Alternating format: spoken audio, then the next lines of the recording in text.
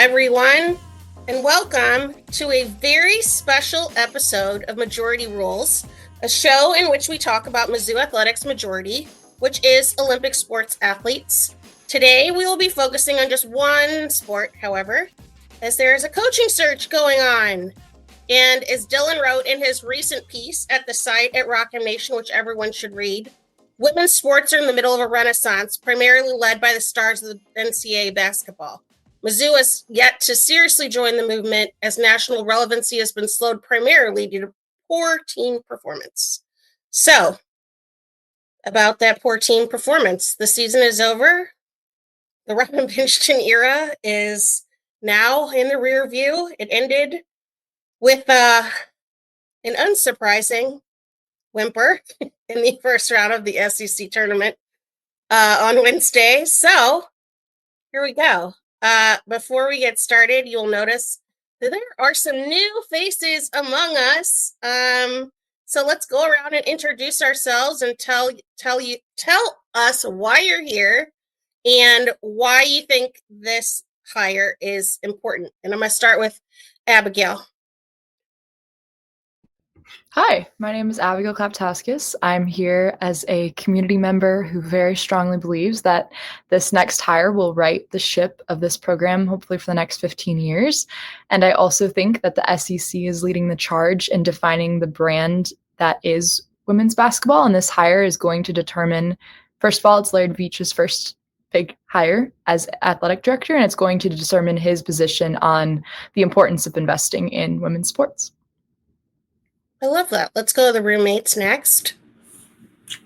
Hi, I am Dylan Heinrich. I am the women's basketball writer for Rock M Nation, and I think just echoing a lot of what Abigail said, like I put in the piece, it's Laird Veatch's first hire. This is a women's basketball program that has not been historically great. I mean, it's been forever since they made a Sweet 16 appearance, another longer time since they made an Elite Eight or anything like that. So by investing in these sort of programs, especially a growing industry that is kind of, I don't know about joining the ranks of football and men's basketball, but I got a feeling we could be getting close there one day. I think this is going to be a very, very important hire, like Abigail said, to really see how much stock that Laird Veatch and this new athletics program is putting into some of those smaller sports, especially for sports that won't be smaller for much longer, it seems like. And I'm Matthew Gustafson, the volleyball, wrestling, baseball, and spring football writer for Rock M Nation. I wear a lot of hats. I also have a lot of hats, fun fact, but for another day. And the reason that I believe this is an important hire is because there has never been a better time to invest in women's basketball. It is a sport on the rise. It is a sport that I believe can become a revenue sport for Mizzou.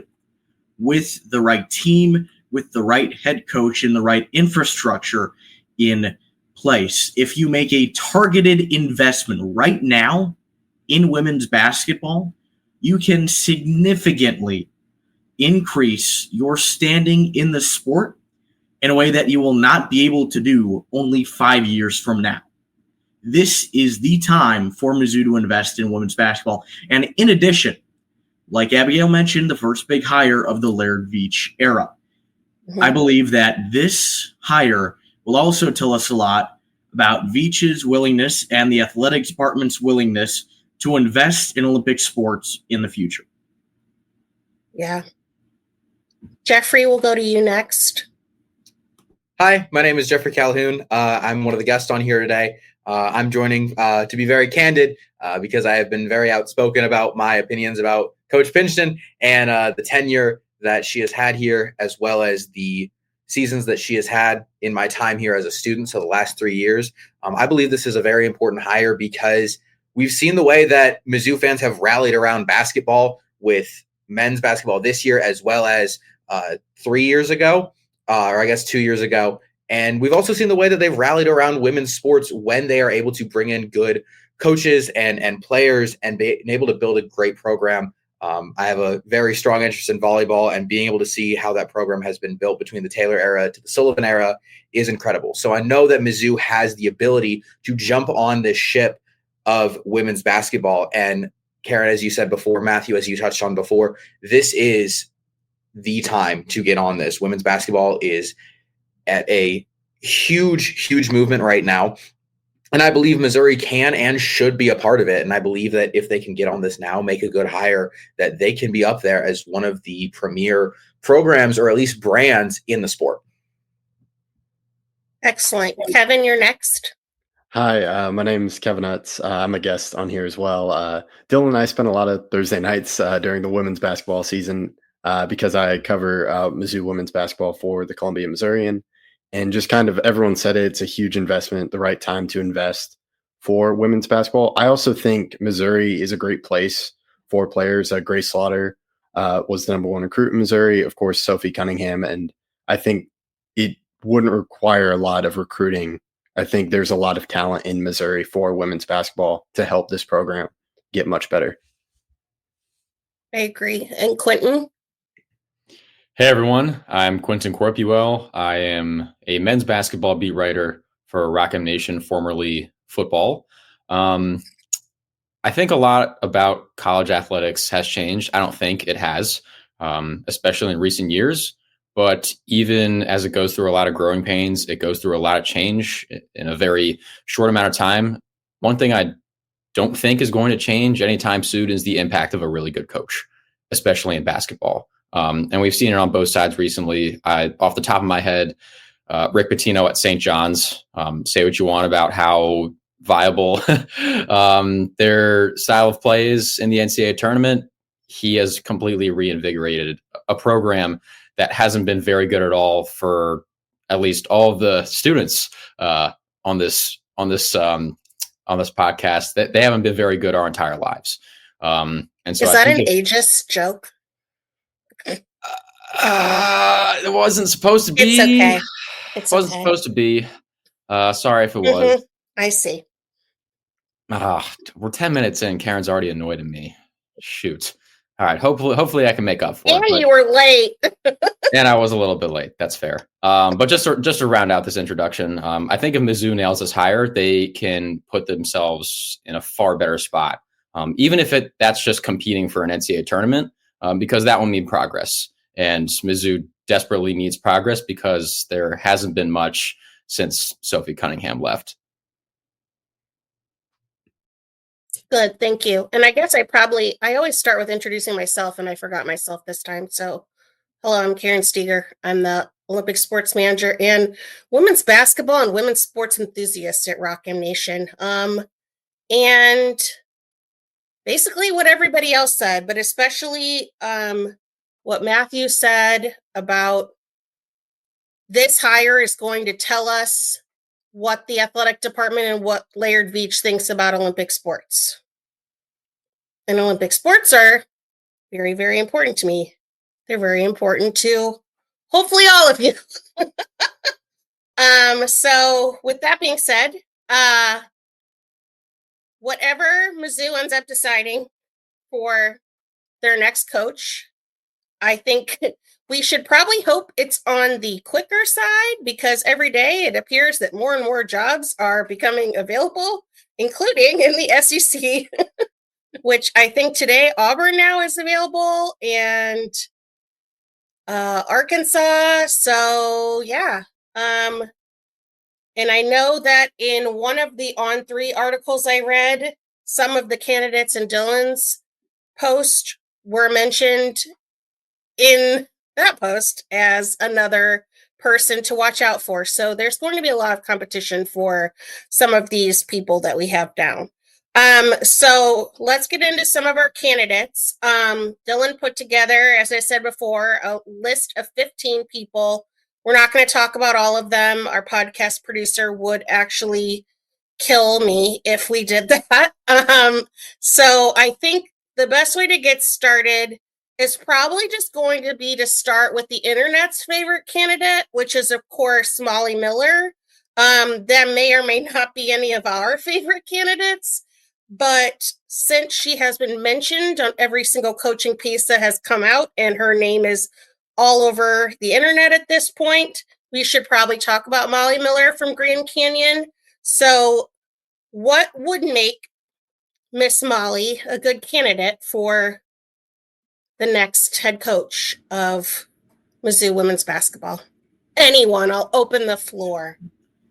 I guess I will kick it off here. I did write the piece. I put her at the top of the list for a reason because, I mean, basically I split the article into 3 parts. One is your slam dunks, your easiest targets. Number 2 were your contested mid-ranges. These were your ones that were maybe you got a question or two, and then your half-court heaves is your third category. Molly Miller is a slam dunk all the way. I mean, she has reason to come to Missouri, originally being from Springfield. She played and then coached at Drury.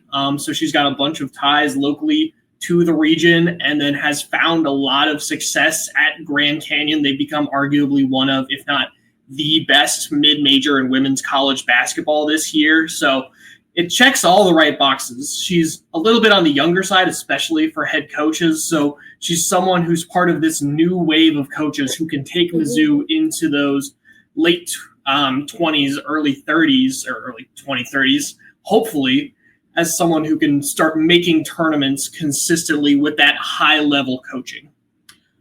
Yeah, I mean, I think that it's pretty clear Molly Miller is the best young head coaching candidate in the country, and if they hire her, it would be an absolute slam dunk. Look, she is not my number one candidate. She's probably my second candidate, but she's won at Division II. She's won at a mid-major. Her record is pretty much impeccable. And she's also a Missouri native who has played and coached in the state of Missouri. This would make a lot of sense for Mizzou. Like I said, I don't think it is the number one option out there. Preferably, you'd like somebody that has some high major experience. And some of the intel we've been getting does tend to lead towards that as well. But if you're going to hire a head coach at a mid-major right now, that coach should be Molly Miller. Yeah, I mean, I think you guys touched on a lot of the very good points, and I will say I'm not nearly as high on Molly Miller as some people are. I have her at about, I'd say 2A. I kind of have 2 coaches tied, 2A and 2B. I'll hide those for now just to add some suspense. But I mean, it's simple. She knows how to win. Last year, she had the winningest season in Grand Canyon University history with 24 wins, and she's already beaten that this year with 27. I believe the WAC tournament starts in a couple days, and I mean, she still has a whole postseason to go to rack up those numbers. And I mean, she has a winning percentage of 8.36, which is the 4th highest among active D1 coaches. Like, you can't look at her resume and say anything different than she knows how to win. I think the only real concern that I have is, and it's not even a huge concern, really. This is nitpicky, but she has, if my memory serves me correctly, she has not made the NCAA tournament with Grand Canyon, which, in her defense, doing that in a single bid conference, that's very hard. That's incredibly hard, and you have one slip up, and it's game over for you. But she's made some waves in the WNIT. She's made some waves in that conference tournament. And again, even last year, when they didn't make the tournament, they still made it very, very far throughout the regular season. I think she's an incredible hire. There's a couple up there that I think could be better than her. But if I got the notification tomorrow that she was coming to Missouri, I would be incredibly happy. Yeah, everyone's kind of really hit on Molly Miller. The one thing I would say, talking about winning at Drury, Dylan mentioned 0.91 winning percentage, the most winning percentage at Drury. I don't really have like a number one candidate. I'm just more interested in what direction does Mizzou go. And it would make the most sense with Molly Miller, of course, the ties as well. But I do think she's going to have a lot of options, especially if that Arizona State job comes open for the women's basketball, because maybe she is from Missouri, but she may like Arizona, so she can move up and have that option. There will be other SEC jobs if she wants to coach in the SEC. All right. Since you all brought it up, I am now going to defend why she is my number one candidate. I am going to enter my hot take era. And so maybe after this... I don't think it's going to be that hot. Maybe after this, ESPN will hire me for $10 billion to discuss the MJ LeBron debate with Kai Cenat and Stephen A. Smith. So we'll see. Make sure you get really yelly. No. I'm not going to do that. That'd be awful. So Grand Canyon basketball, obviously good. We've discussed that. But what actually propels them? What are they actually doing? And I don't know if you have all watched Grand Canyon women's basketball. Their style of play is completely insane. Like, they turn the thermostat up to something beyond what thermostats can handle. Like, it's what Arkansas, well, okay, they won national championships. I'm not going to compare them to Arkansas in the 90s. That's a little bit of a stretch. But it's a similar type of basketball. They trap everywhere all the time, and they do it from baseline to baseline. They're one of the best teams in the country at forcing turnovers, and a lot of it is this extremely aggressive style of play. Does it work all the time? No, it doesn't. A lot of teams that have tried that, they've gotten burned. They sometimes give up a lot of points. Think about Loyola Marymount men's basketball in the late 1980s, early 1990s. They moved at 1,000,000 miles an hour. Those games were often like 120 to 110, 135 to 120. Sometimes that's not sustainable.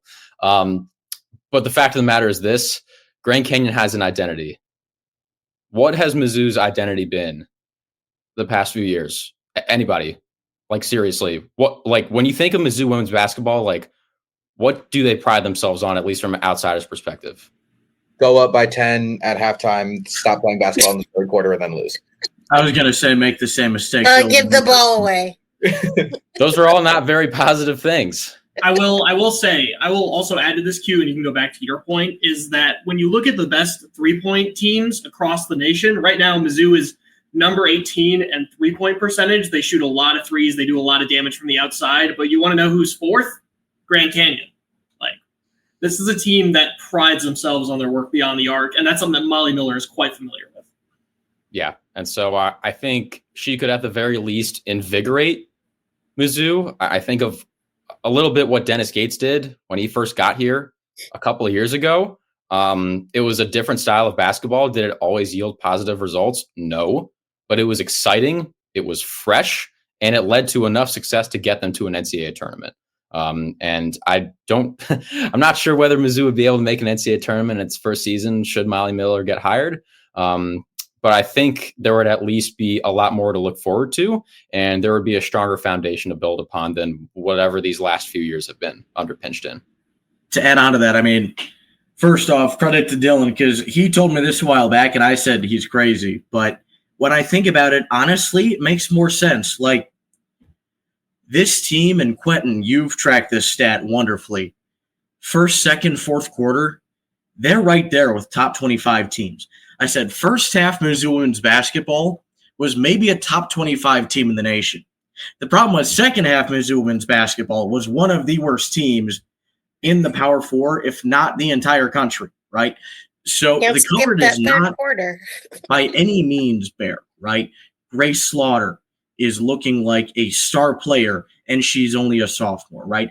Ashton Judd has been a frequent starter. Avery Kroenke came into Columbia with a lot of talent. Abby Schreck is one of the best three-point shooters in the SEC, if not the country, right? You have established talent, and you have the ability with a new head coach to bring in some players from the portal, including, if you have Miller, right? Some of those players may or may not end up following her from Grand Canyon.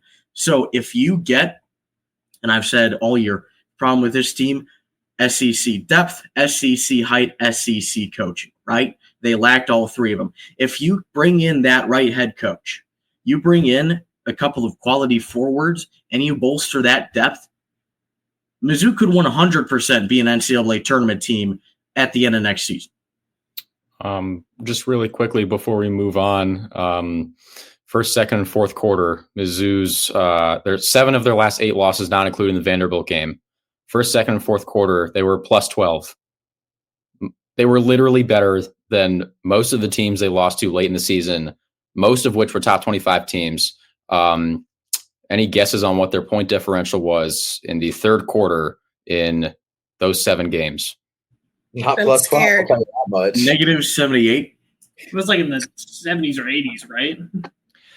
Negative 83. Oh, love the vitamin water. That really added to the effect of that reveal there. While Clinton takes a non-alcoholic shot, he mentioned the word branding, and as the Stratcom voice, I kind of wanted to speak to that because this coaching hire, I think fits incredibly well, for better or worse, with Missouri's branding.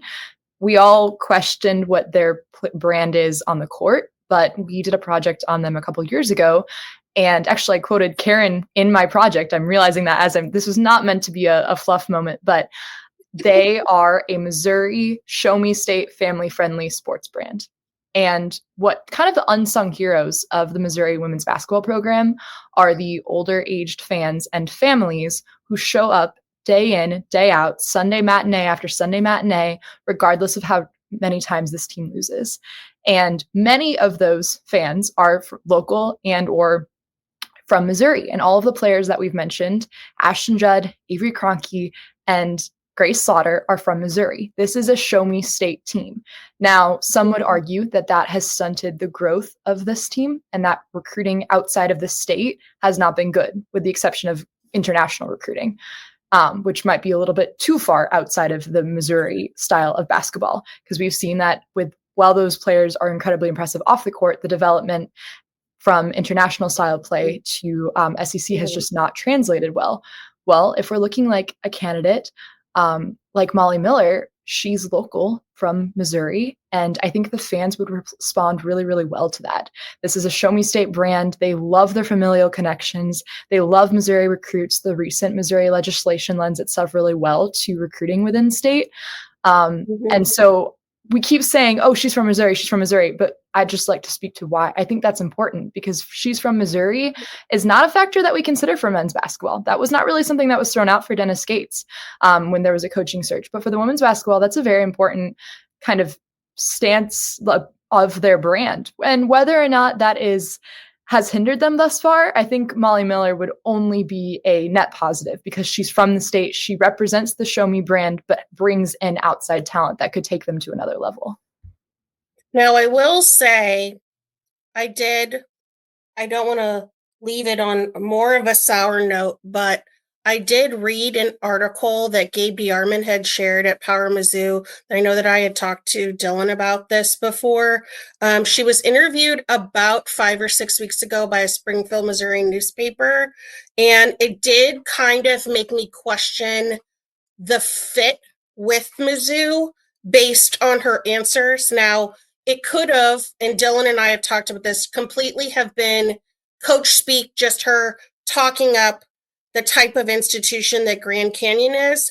But and I'll share a little bit about what she said, but what she said doesn't really align with what Mizzou is. So she said that one of the things that she liked most about Grand Canyon was their faith-based culture. So like GCU is kind of like the Liberty University of the Southwest. It's a private for-profit evangelical institution. So that she said over and over again how important that part was to her. So not exactly Missouri, Mizzou anyway. She also said that she isn't motivated by level or monetary things or status, and just wanted a place where she could do things the right way, that had the resources to win, and where she felt supported. So that's kind of where Laird Veatch is going to come in. Like, he's going to need to make her feel like she is supported. And really, like, if someone throws her 3 times her salary, you got to think about that.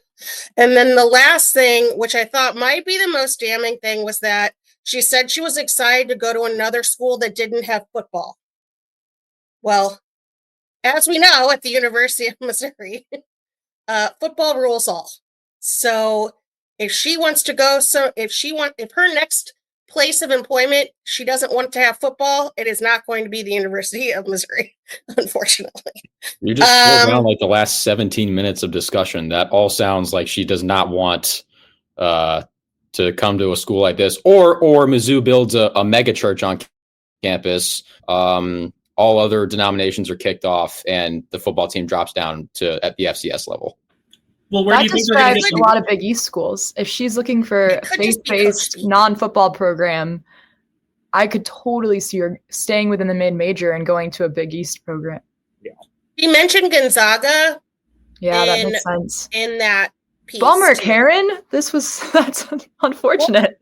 Well, we don't know. I will say, like, There is probably a decent bit of coach speak in there because your name doesn't get thrown around every single hiring cycle if you're vehemently against all the coaching speak. She also mentioned in that piece that she has agents that deal with that sort of stuff. So she does have people that are at least managing people that are outreaching. So I don't think that that's a definite no. It just might be a harder sell than the plug and play that many people think Molly Miller would be. And I think the other thing too is, I can't create defenses for everything she said because Quentin, well, as fun of a theory as that is, I really don't think Mizzou is going to relegate their football team and create a mega church on campus. I don't see that happening.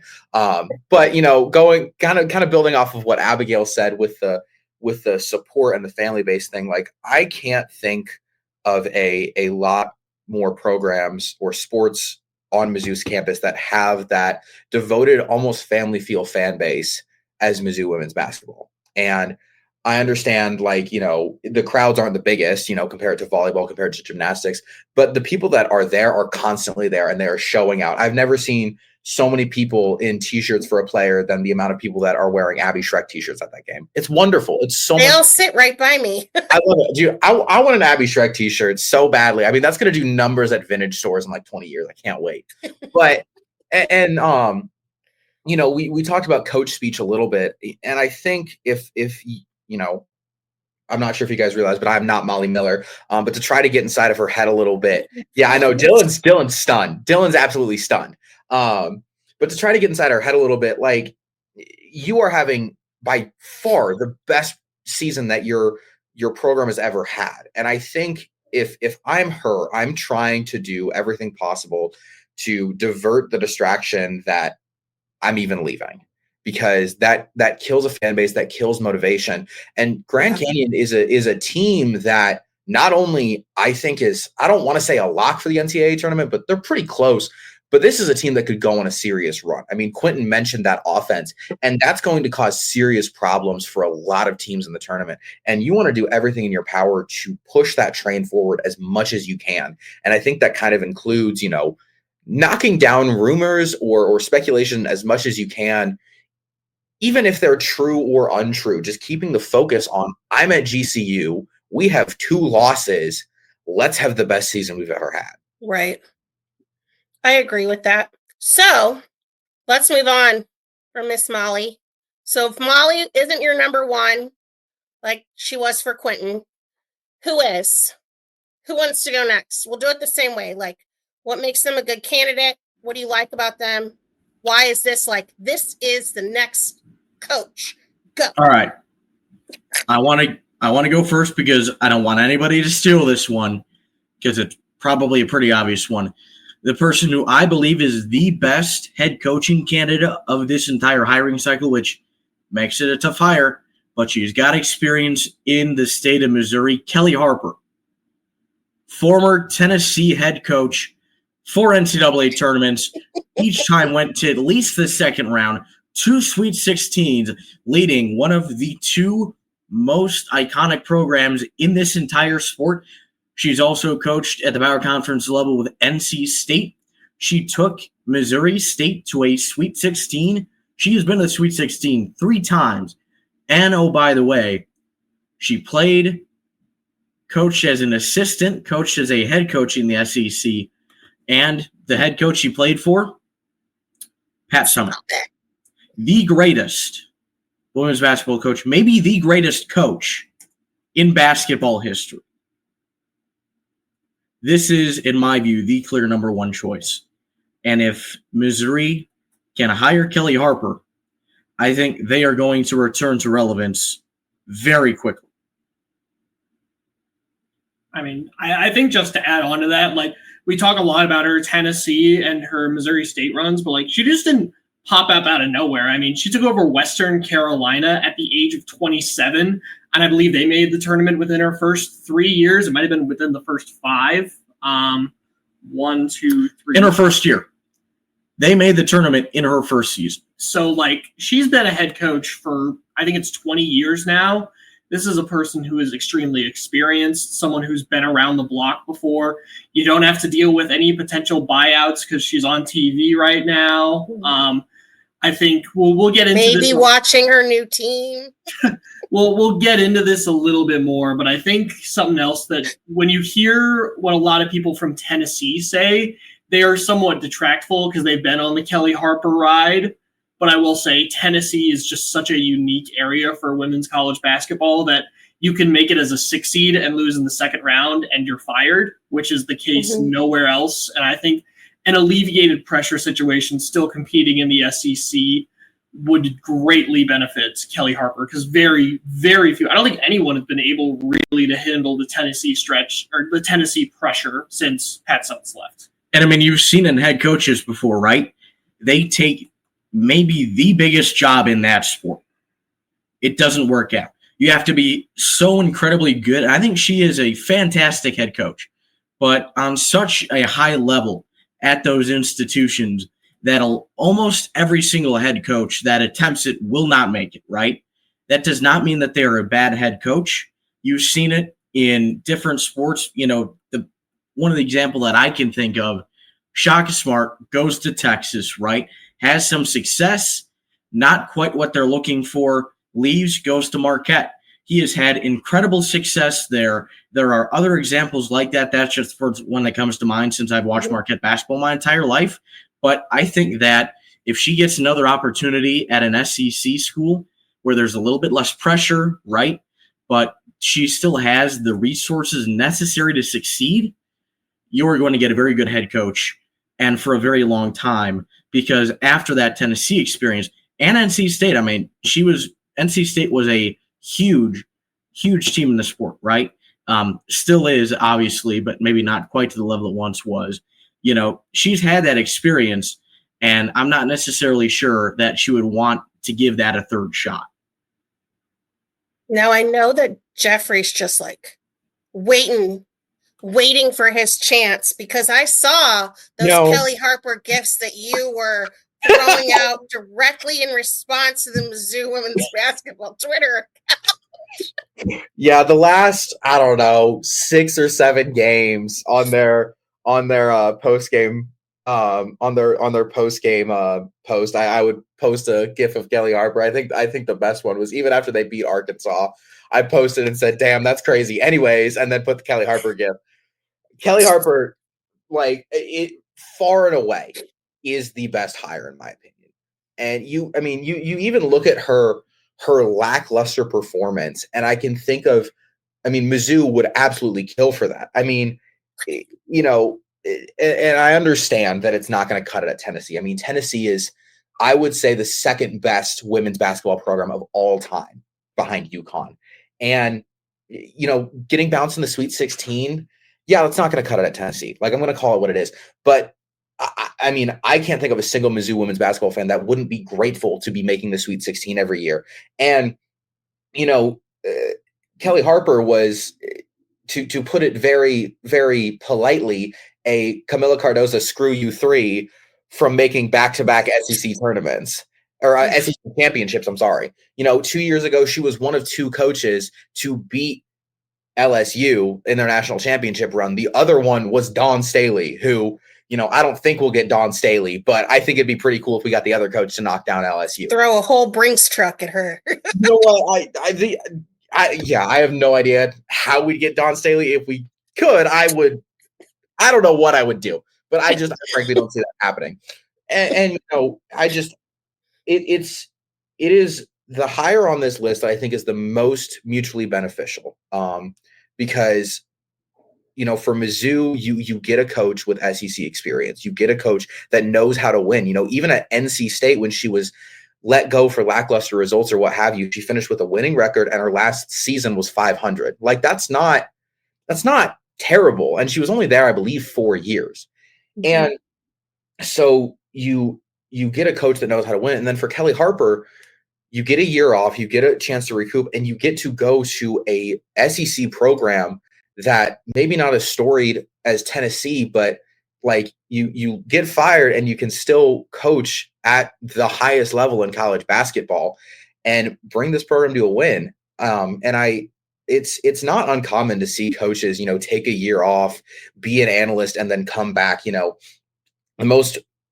not the exact same situation, but I think about Dan Mullen with Florida football, took a year off, became an analyst, and went to UNLV, not an exact, lateral move, but UNLV is still a very solid program. But I digress. I think that Kelly Harper is far and away the best hire possible. I think that she would do incredible things for this program. She knows how to recruit.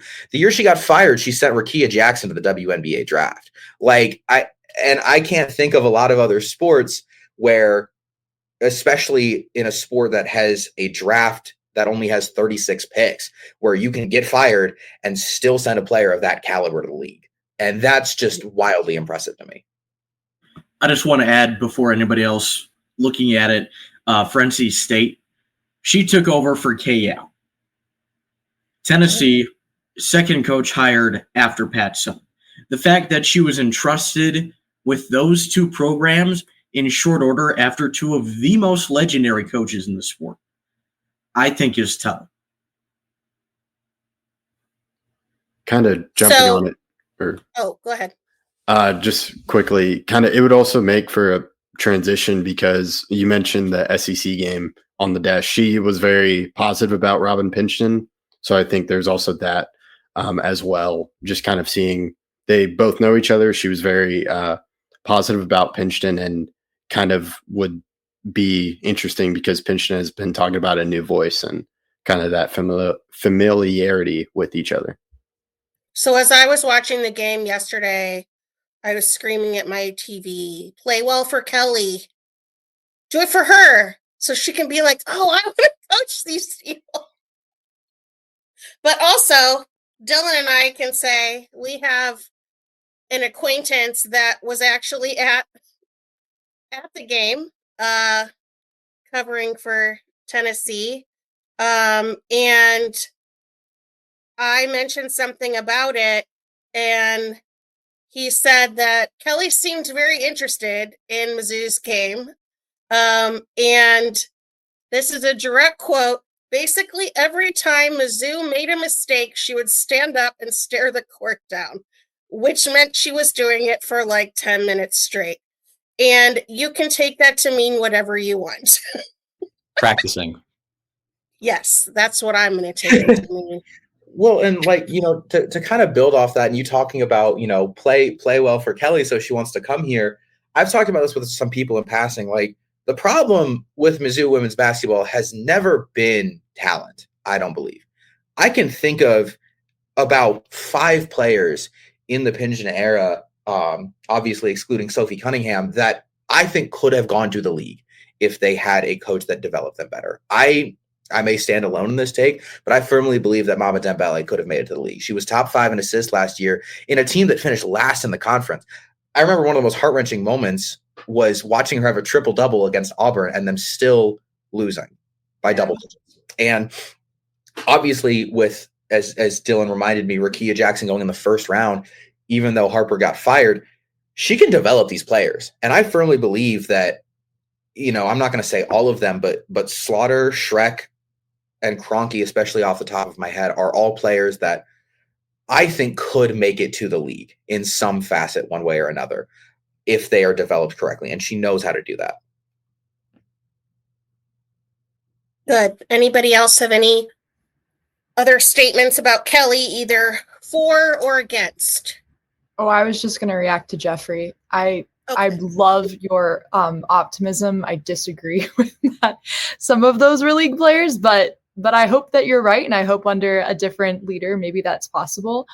I also hope the league grows so that players who are on the bubble could join the league. Listen, anyone that's not good enough for Tennessee is good enough for me for Missouri, and I don't envy anyone who has to step in the giant shadow that was left by Pat Summitt. Yeah, we drove my family and I from Maryland to Nashville for the Music City Bowl, and we stopped at Tennessee. And there have been very few sports figures, past or I guess dead or alive, whether their names are written on something or actually see them in person, that have like a different level of aura because of their success. And just seeing, this is going to sound really like hyperbole, but passing the name Pat Summitt, like I felt something, like it was crazy. And she got Alabama football, Kelly Harper did. Jeffrey, you're an Alabama fan. You probably know this. Like 2 or 3 head coaches have been fired after winning 10 games. And so I remember, like, at the SEC tournament a couple of years ago, there was an Alabama beat writer that was telling me after Alabama had won 11 games and killed Kansas State in the Sugar Bowl that the fan base was completely miserable. Like, Tennessee women's basketball has been pretty much the same. They haven't missed an NCAA tournament except 2020. Anybody want to explain to me what happened there? I feel like that's a weird blip in time. God, I can't believe they didn't make it then. That's like Carl Ravitch saying that the SEC being 500 to league play meant that they were overrated. That was one of the most wild statements in sports journalism ever. But yeah, but seriously though, I think she would be an awesome hire. Like, she turned Missouri State into a really, really good mid-major, and she kept Tennessee nationally relevant. And so I, again, like Jeffrey said, if I got that notification tomorrow that Kelly Harper was the head coach, I would feel pretty good. I would feel very good. I've been screaming for her ever since last year. Once she got fired, I'm like, there she is, go get her. Well, and Quentin, you brought it up. You know, as some of you know, I grew up both an Alabama and a Nebraska fan. Grew up in Lincoln. My mom went to Bama, which for college football is one of the most wild dichotomies in college sports, especially college football, because, you know, you bring it up, like, you know, that's true. Bama fans were, especially, I think about that 2019 season, losing to Auburn, finishing 11-2, was furious. I was absolutely furious. But then I, you know, kind of put it in perspective. I'm like, okay, if I was a Nebraska fan and we finished 11-2, I would be like losing my mind.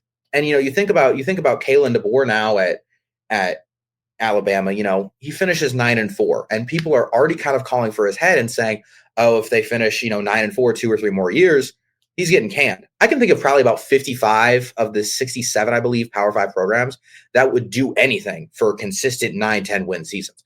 And I kind of feel like that's how Mizzou fans are feeling about Kelly Harper. You know, is making the Sweet 16 going to cut it at Tennessee? Like I said before, no. But I can think about just about every other program in the country that would absolutely kill for Sweet 16 every year. And you're right, filling the shoes of Pat Summitt is impossible. I'm going to say it. And the best you can do at Tennessee is get close. But getting close to Pat Summitt anywhere else in the country is miraculous. Mm-hmm. I know everyone. So, I know everyone's positive about Kelly Harper, and it would be great. I think you mentioned one reason why she wouldn't be here. I think the reason I can think of is money. Kind of thinking about Pinchton and her last year, they were going through a change of athletic directors, but the university still could have moved on. But Power Mizzou mentioned they saved $400,000. That's my kind of only reason is, do they give enough money to Kelly Harper? And that's why she wouldn't come here. You mean the money they saved by not storming the court against Alabama is going to cover it? I was going to say, the question is, by not spending that money on the buyout, do they have extra money for the head coaching search? I mean, I think that's what they should have done. Now, the question is that what they actually did? I'll have to ask the will to win protocol. Listen, man, if not storming the court gets Mizzou Kelly Harper, I will become a security guard for free. I will make sure nobody okay? Like, all right, let's move on. So if your person's not Molly or not Kelly, who is it? Abigail, I know you got something to say. I am very excited because my candidate was the person who I named on this very show last year when we were speculating that Robin Pinchton might step down, and then she didn't. But that's okay, because now she has, and this person is still in some context available. She leads Fairfield. Her name is Carly Tebow Dudanis. And here's why I'm obsessed with her. Several different reasons. Similarly to Quinton, this is a team that you need to watch to understand the value she brings. I don't know the strength training and stamina practice that these athletes go through, but they never stop moving. It is a 5-out, cut in, cut out, cut in, cut out, pass, pass, pass. It is like the best run yet simplest offense in like 5-out strategy. It is so cool. Let me put some numbers to the experience. Fairfield is number 11 in D1, averaging 18 assists per game, and they're 14th in the nation of all teams for the lowest assist to turnover ratio. Tebow is one of the youngest coaches in Division I. They are on an active 40-plus win streak in the MAC, which I know everyone has there. That's not going to transfer, whatever, but she's still winning 40-plus games in a row. So I'm cool with that. That works for me. She's the reigning MAC Coach of the Year. She has mid-major recruiting potential. She also has experience recruiting within the SEC before getting to her Fairfield position. She's incredibly funny. She's a good personality. I've read a lot of interviews of the players whom she's coached, and they keep coming back to the word culture. That seems to be a word that is really important to Missouri. It's the reason I believe that Coach Robin Pinchton held her position for so long, which I do appreciate. She's a young woman. That's a comment that I think it's a good thing that we are in a place in women's basketball history where we don't have to mention that, because it's expected that women would be able to hold these roles. But for 20, 30, 40 years, the Taras, the Pat Summits of the world, that was not an expectation. I still think mentioning the importance of having a young woman as a leader of these big teams is important. All of that. Her father is a WNBA Coach of the Year. So she's got like league connections.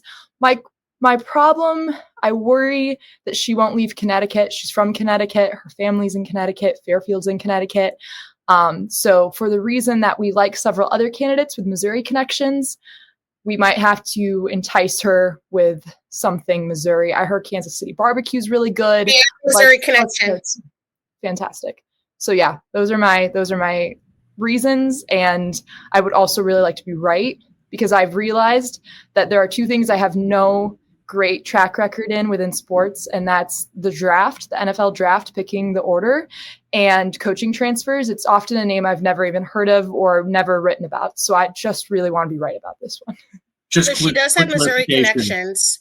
Her brother Eric is a Mizzou grad and was a GA for at least 1 year on the women's basketball team.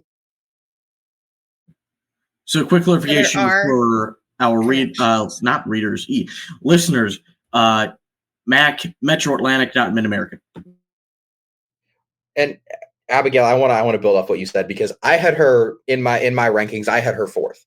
I would absolutely love this hire. And you brought up the argument that some people are saying of, undefeated in the MAC, that's not going to translate. Okay, well, first of all, she's never lost a game in the MAC, so that's got to be impressive. Second of all, she's lost to one mid-major team in her time there. She lost to Richmond this year.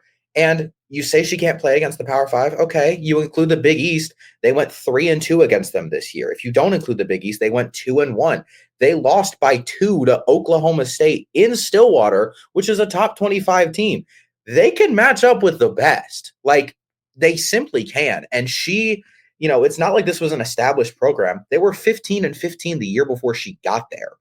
She built this program up from the ground, from a mediocre team in a not good conference to a 13 seed as a MAC team the year after that. That's miraculous. So she's not the highest on my list, just because, as we talked about, the connections aren't as strong. She does have some, but they're not as strong. And I do worry about just the lack of experience compared to some of the other coaches on this list. Again, she's only been at Fairfield 2 years. Not a huge concern. I mean, out of the 15 candidates, again, as I said, she's fourth on my list. So I would love it. Yeah, I think it's a great hire. I do have one above her though, but we'll get to that in a minute. So I wanted to kind of go off of what Abigail was saying, because I had read up on her a bit, and one of the things that really stuck out to me about her and things that people always said about Robin Pinchton is that she's a relationship builder. Like that has constantly been brought up in everything that I read about her. She's known as positive, approachable, and relatable. Even if they're not playing very well, like this Connecticut Insider article I read said that I guess it was last year's conference championship, they played against Niagara and it went to overtime. And she like got in the huddle and was like all smiles and was just like, all right, you guys ready to have some fun? You guys having fun yet? And then like they came back and got it done. And she said that just like she's learned so much in how to relate to her players and how they mirror what she's doing and how important that has been. So I really love that about her. I also will say that I listened to the Unwritten Rule podcast, and they had a Harper College coach on. Her first name's Mari. I don't know what her last name is. She said that they have this position called the Roadrunner, which her husband came up with, which is basically like a versatile post player who can run the floor.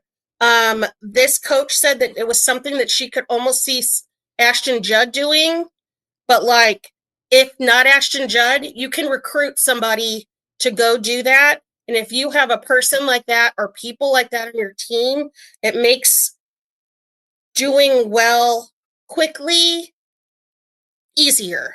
So I really liked that about her too, that her teams are known as shooting teams. So Mizzou goes out and gets a bunch of shooters to add to the shooters that they already have. It's an easy system to recruit to, it sounds like. So I love her. Let's do it. I'll also campaign for Carly, especially because I love Metro Atlantic Athletic Conference basketball. Here's a picture of me at Quinnipiac University in November to prove how much I love MAAC basketball. But like Fairfield has been one of the most dominant mid-major teams, if not the most dominant mid-major over the past couple of seasons. Last season, they won on a 29-game winning streak. I'm going to list all of the other teams in the entirety of NCAA Division I who also went on a 29-game win streak. South Carolina. Okay, that's it. Thanks for listening. Pretty insane. And now this year they're only on an 18-game win streak. But like still the record in the MAAC is pretty ridiculous. And like a couple of you have explained, Fairfield has an identity. Like, does it have pitfalls? Yes. Have those pitfalls turned into losses? And will they turn into losses at some point in the future? Yes. But it's a lot more than what Mizzou has had in the past. I initially, when I looked at her name, I thought it was Tybalt, like I was in AP literature again. But I appreciate Abigail providing a correct pronunciation in our Slack, so I know. And I would also be really excited about this one. And like you said, Karen, I think that's a really important point to bring up about being personable and relatable. Say what you want about Robin Pinchton, the coach, Robin Pinchton, the connector. On a human level, there seems to have been a lot of strength there, as evidenced by you look at the press conference after Vanderbilt. That was a tough one. Dylan, I know you were there in person. Kevin, I think you were there in person too. I've only seen one person cry in a press conference, and that was Trey Gamillion a couple of years ago, and that was tough. Ashton Judd was far beyond that, and that speaks to a very strong relationship that her and Coach P seem to have, at least on the outside. Now you combine that with a new voice, something fresh, and hopefully better results. And I think you're in business.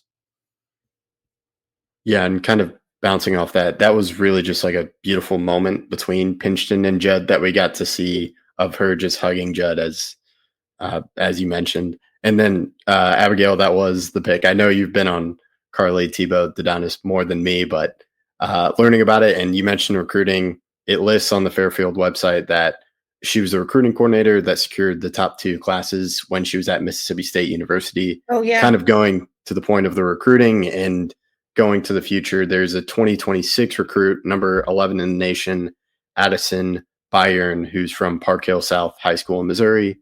And she hasn't really looked at Mizzou. So I do think that kind of goes into what I mentioned earlier about just the talent in Missouri and how she can get that. And of course, get other people too. But I think you've kind of seen it with some places where they get people there and then they're able to get other people from nearby states. Awesome. Thank you. So what else do we got? Do we have anybody else? I do have one other candidate. Oh, do you want to go first, Dylan? Or I mean, I can go. I might as well knock out one of the others. So you've talked enough for now, Jeffrey. No. All right. We'll get Ouch. I do have a tendency to yap, so we'll get you back in, Jeffrey. It's good for this podcast, then. Hopefully, you have a lot to say about my candidates, which I put in my article that she was my favorite of everybody on the list. I've been beating the drum for years of UNLV head coach Lindy LaRoque. That's what I was going to bring up. Yep. For those who know, I'm from Fort Collins, Colorado State basketball. I watched a lot of women's basketball growing up. They made the tournament a lot. They have not made the tournament recently, and that's all the fault, I guess you could say, of Lindy LaRoque and the UNLV Runnin' Rebels. I mean, she has had a stranglehold over the Mountain West, which, if you know anything, they take basketball very seriously out there. 4 years, they've won the conference in a row, and it's just been by good, consistent basketball. They pass well, they shoot well, they rebound, they play good interior post defense. Like, there's nothing that this UNLV team does bad. Like, they're had some struggles keeping up with some of the top teams at the Power 5 level, but this is a team year in and year out that has been great, and it's been all because of Lindy LaRoque. She learned under Tara Vanderveer at Stanford. Yeah, one of just an incredible run as an assistant coach working under Vanderveer as well. She had stints at Oklahoma and Belmont, so she's not just a West Coast girly. UNLV won 30 games in back-to-back seasons and is on track to do it again this year. While, of course, Mizzou doesn't have DRF anymore from UNLV, Dawn Sullivan is still hanging around. And those two obviously coach together and at least know of each other, that's for sure. Have shaked hands once or twice. So while the relationship, again, isn't as strong, Lindy LaRoque is one of the better young coaches. I believe she's still 35 and is just one of, if not my personal favorite, to take this job and to really propel this Mizzou team. We already saw what happened when Mizzou volleyball hired a UNLV coach. If Mizzou women's basketball does the same, who knows? I would also like to say that two things. One, Mizzou women's basketball right now in a lot better shape than Mizzou volleyball at the end of the Josh Taylor era. I think we can all agree on that.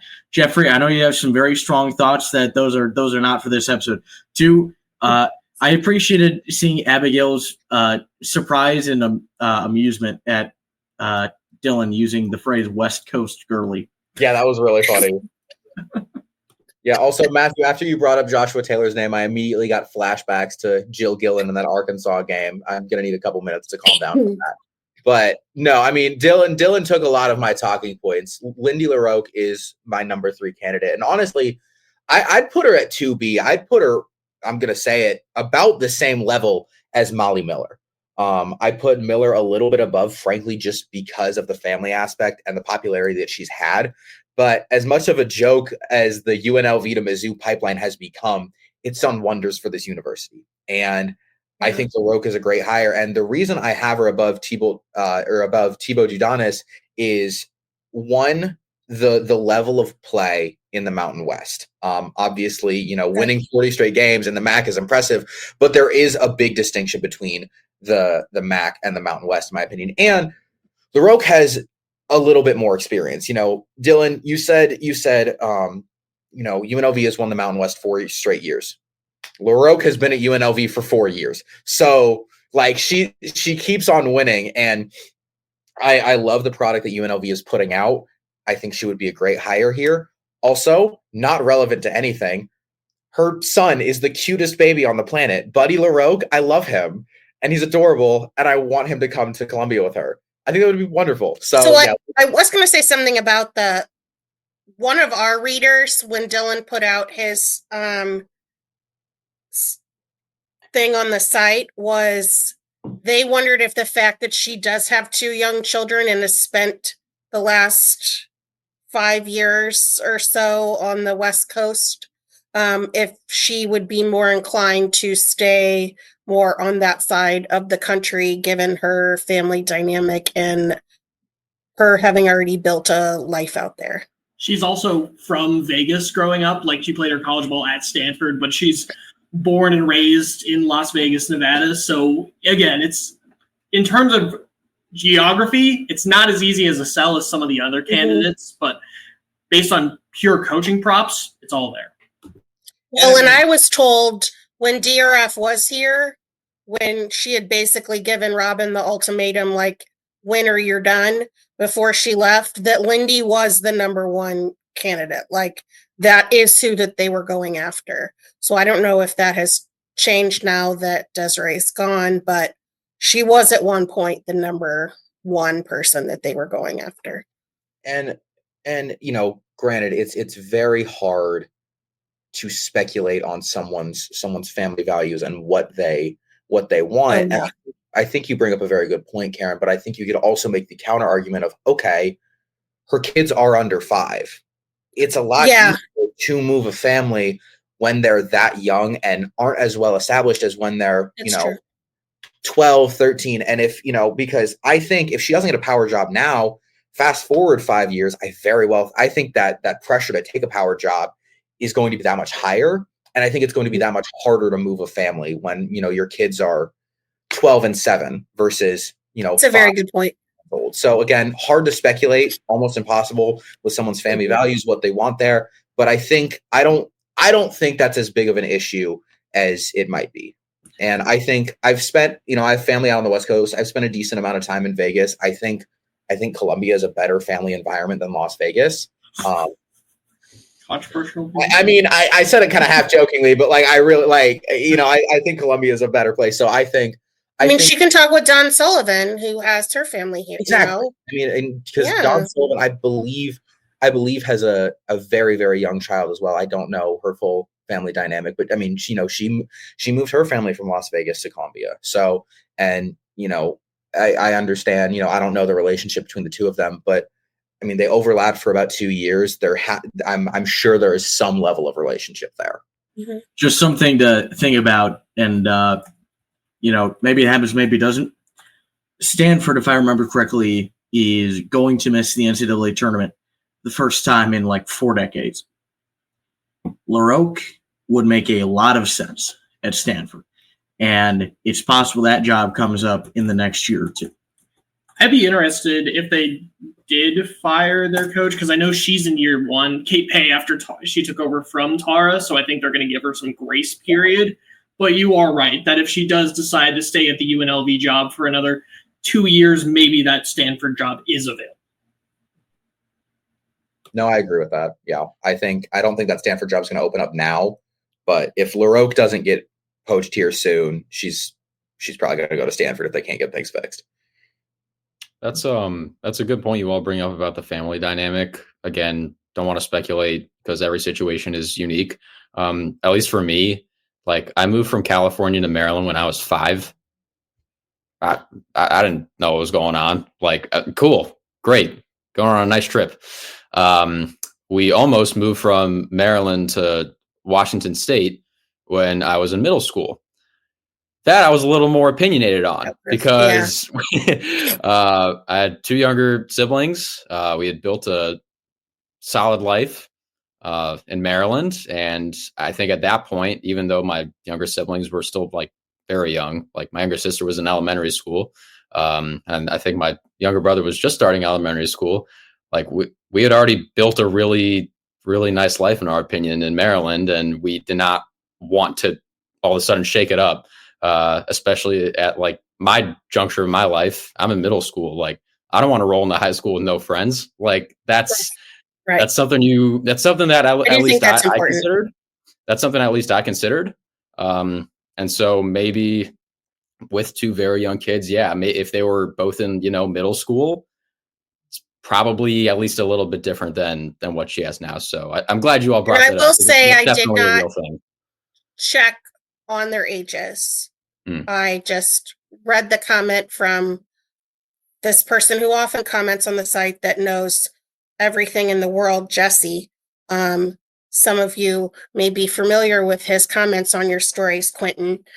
He knows everything in the world. And so I just took it like, oh, she's got two young kids. Okay, she's probably not coming. I should have done my own research. Bad Karen. Bad Karen. All right. So does anybody have anybody else that they would like to add that is either on Dylan's list or not on Dylan's list? I will say that there was something that came out about Jeff Mittie at K-State. I know that his name had been brought up a bunch, that said on his weekly radio show, he shut down the talk about the Missouri opening. He said he doesn't normally address rumors and didn't know how this rumor started, but he has not talked to Missouri, and his family is happy in Manhattan. So he's not technically saying he hasn't talked to Missouri. I mean, his team probably could have talked to Missouri, but I would be surprised if he ends up. I mean, the fact is that K-State is in a much better situation right now than Mizzou, and he would be taking a couple years step back by jumping from K-State to Mizzou. It doesn't really make much sense in my view. I mean, real quick, Kevin, didn't you say though that one of those K-State assistants could be a perfect opening for the Mizzou job? I read that. Yeah, I was about to mention Ibani Gillum because you mentioned JC Hoyt. She was an assistant coach under Mittie. The Ibani Gillum's director of recruiting operations a few years ago was an assistant, currently the associate head coach. And that's a name that I think you could see kind of thinking about the money, and you don't really have to think about someone coaching. This would be your first coaching job. So that's a name that I think should be considered, as well as JC Hoyt. Kind of, if you look at the connections from K-State with Veatch as well, you kind of saw the UNLV connection with the RF, as you all mentioned with Don Sullivan and LaRoque. So that's a name, Ibani Gillum and JC Hoyt or Hoyt.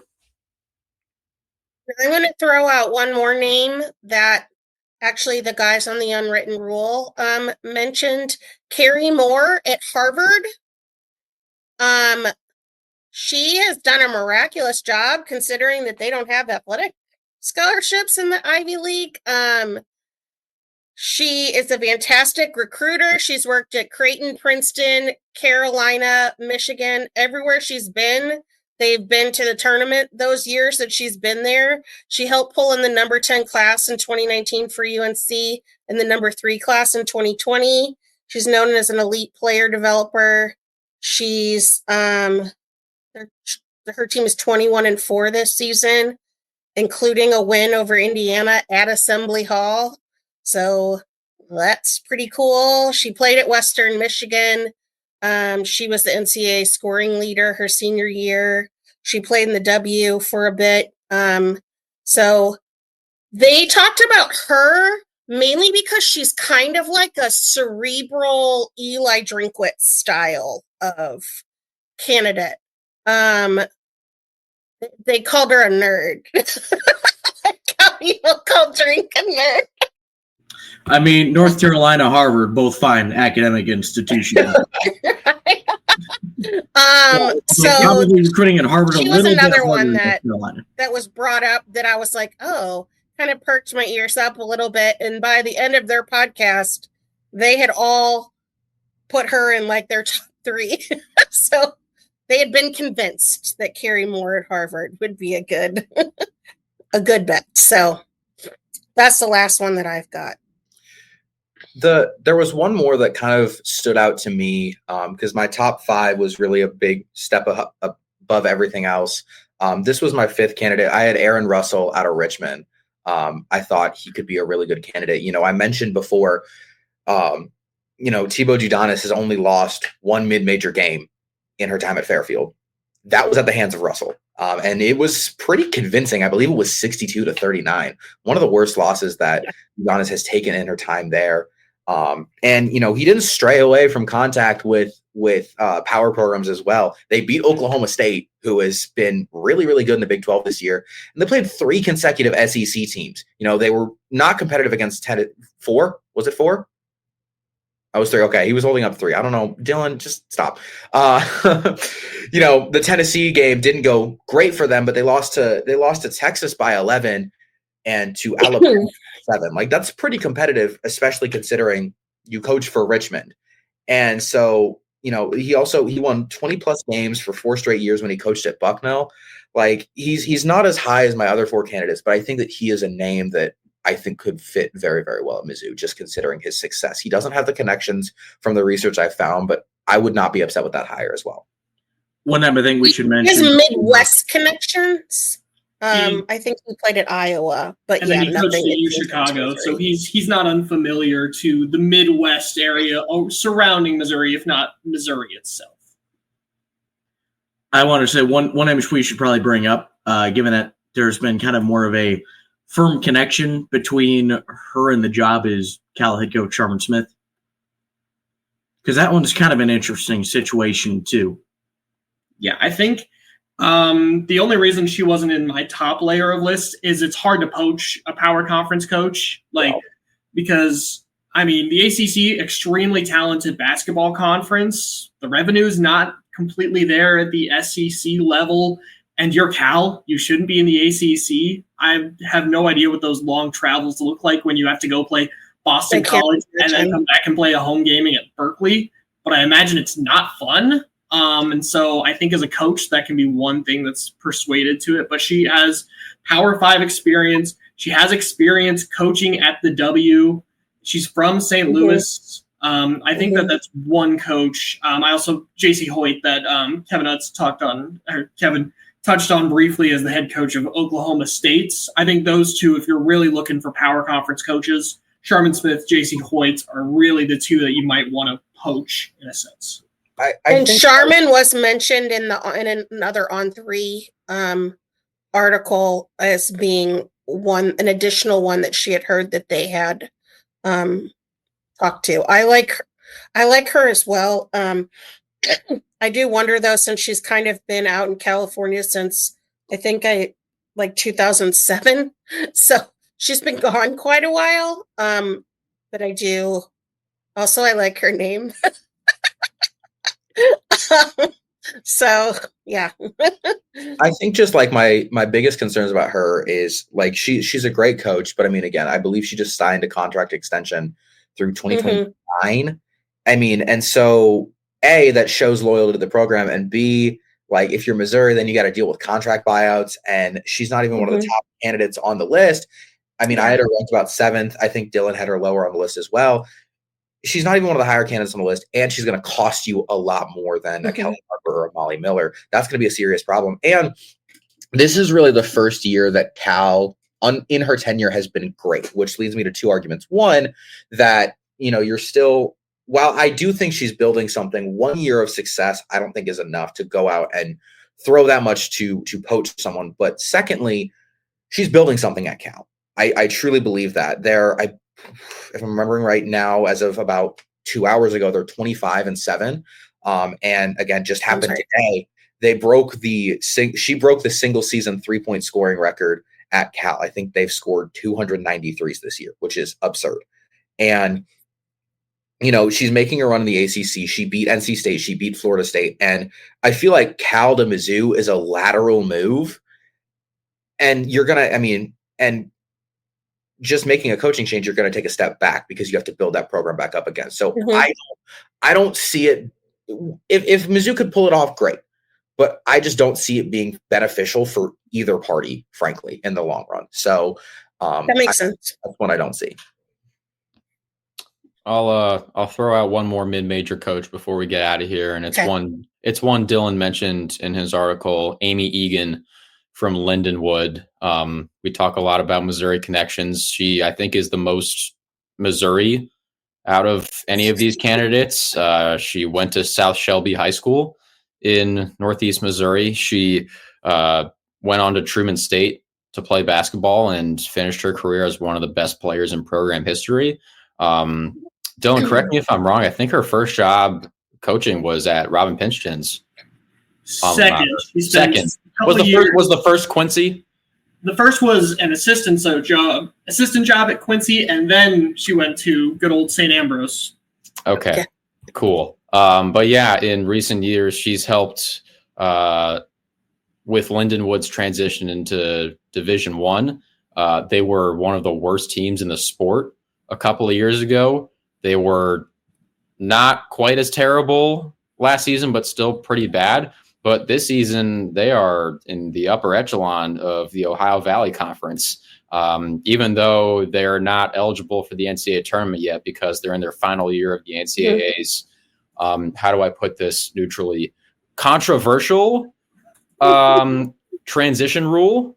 I can put it not neutrally if you want me to, because I also have opinion. I think we're a little over time, so that would that would screw us over a little bit. But yeah, it's a mid-major coach that's helped turn a lackluster program into a premier one at the mid-major ranks. And luckily for her, unlike some of these other coaching candidates, she wouldn't have to move very far from her current coaching stop to her new one.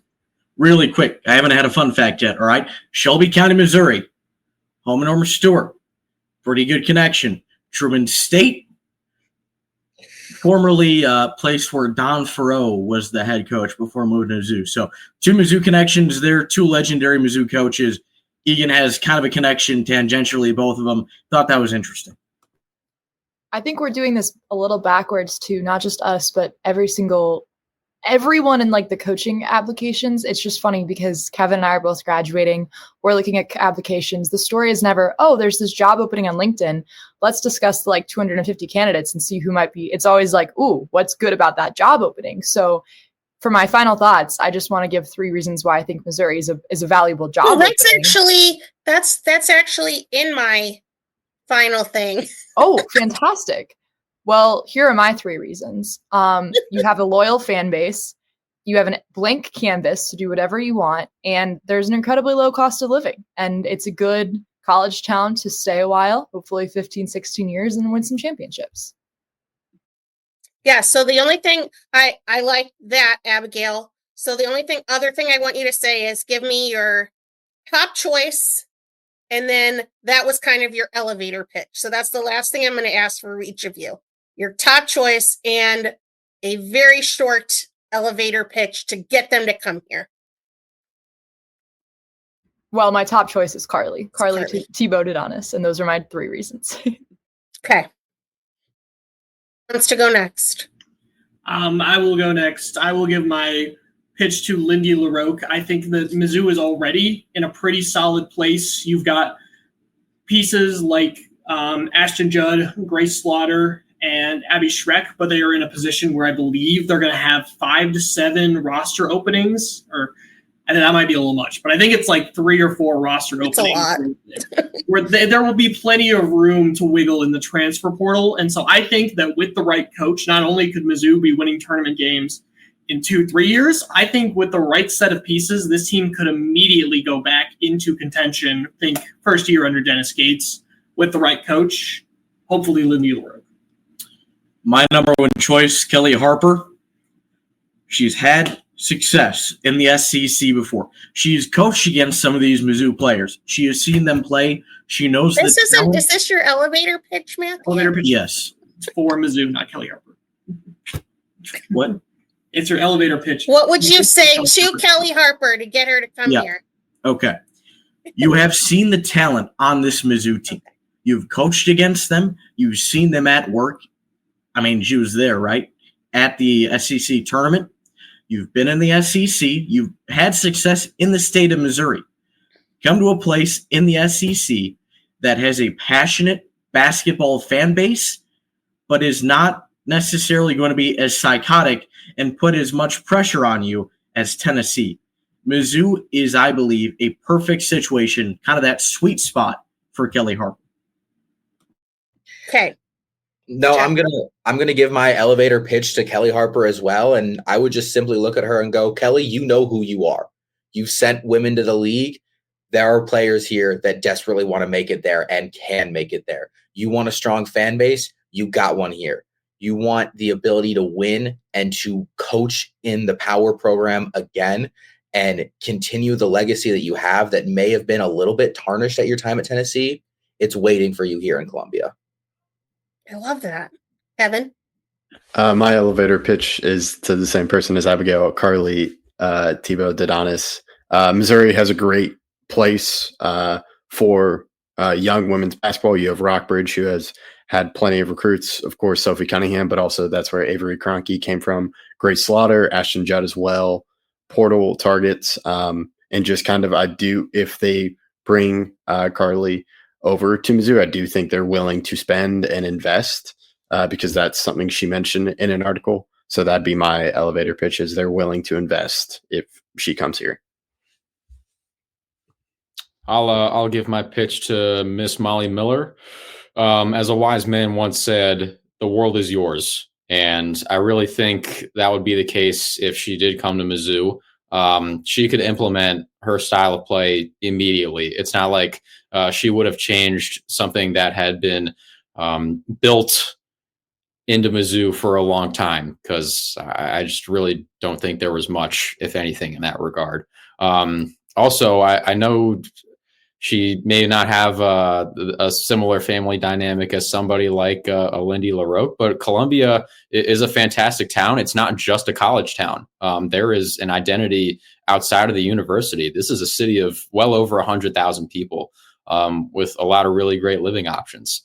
And so I think the location is great. You're coming back home. You have a lot of talent to work with, as we've already mentioned, and you have a blank canvas. Really, the world is her oyster here in Columbia. And I think she could honestly single-handedly reinvigorate Mizzou women's basketball, which not too many years ago was filling up Mizzou Arena. One of my good friends, Owen Krukoff, also J School, also suburban Maryland. He was on the original Walter Johnson, Walt Whitman High School Ultimate Frisbee team that I would eventually join 6 years later. And he posted a picture after that fun fact. Yeah, no, it was a really crazy connection. There are many of us with all 3 or 4 of those. But he had posted a picture on Twitter today of, I believe it was a game from 2017 or 2018. I think it was, it was 2018. I think they set a program record for attendance, and Mizzou Arena was full, and there was energy. And we're not even a decade removed from the Sophie Cunningham era, where Mizzou basketball was really fun. And even though Mizzou's, especially recent history hasn't been super great, she has a very good chance of etching herself in a not just Mizzou history, but Missouri history, which I think would be especially valuable for a program that's only had 3 head coaches since the NCAA started recognizing women's sports before the 1981-82 season, one of them being a Missouri Sports Hall of Famer and Joanna Rutherford. And so you have a chance, Molly Miller, to become one of the greatest at this university. Have to get in some light ribbing. Quentin, was your elevator in the Burj Khalifa? Yeah, it was a tall elevator. I was thinking more Empire State Building. That's more my territory. Takes a while to go up and down. And I'll just say, whoever they pick, like, this fan base is starved for good basketball. They want good basketball so badly. And whoever they end up getting, I hope that they just make them realize this is a good place to be. And you're in the SEC, and you have pieces at your disposal, but you also have, like, you can go out and bring in whoever you want. Like Quinn said, that the world is your oyster. Bring over her best player at Grand Canyon, who also has one of the sickest names I've ever seen, Trinity San Antonio. That sounds like the protagonist of like a Disney XD series from 14 years ago. I love it. And I think my pitch is still to Kelly, close second Carly, but really anybody that we talked about, I think, would be great. Last thing, only involves using one hand. Now that we've reached the end of our show, on a scale of 1 to 5, 1 being you have no confidence in Mizzou to get this right. 5 being you have a lot of confidence in Mizzou. Hold up your hands of what confidence level you have in Mizzou getting this hire right.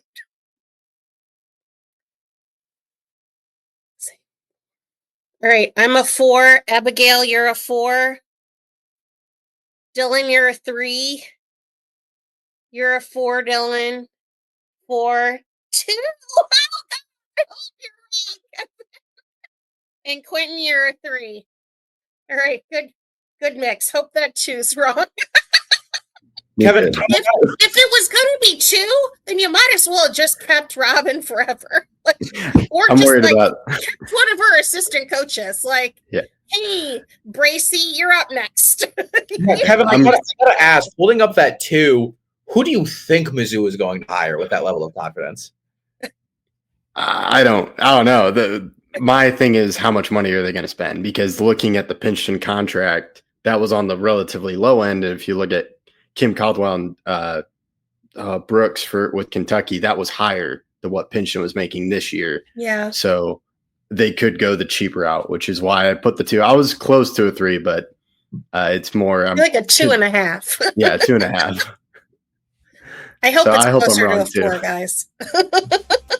All right. Well, thank you, guys. Hey, we did decently well on the time here.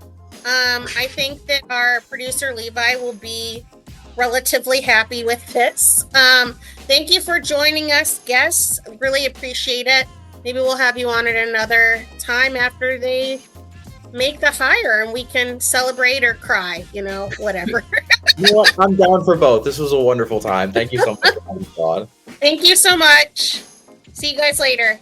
See ya. Thank you, everyone, for tuning in to Rock M Radio, a proud partner of Fans First Sports Network. Rock M Radio is the official podcast network of Rock M Plus, a new and exciting subscription service provided by me and the other voices of Rock M Radio. Please take a few moments to head over to rockm.plus and sign up for an account today.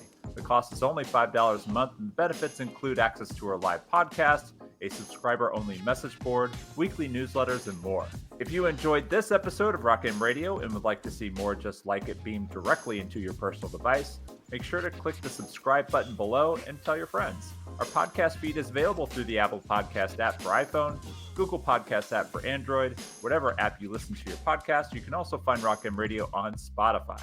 If you're looking for a podcast about your favorite team that is not the Missouri Tigers, Fan First Sports Network is your answer. A full podcast network loaded with the team-specific podcasts covering Major League Baseball, the NFL, NHL, NBA, MLS, and more. And we'll be back with more episodes of Rock M Radio coming to you soon.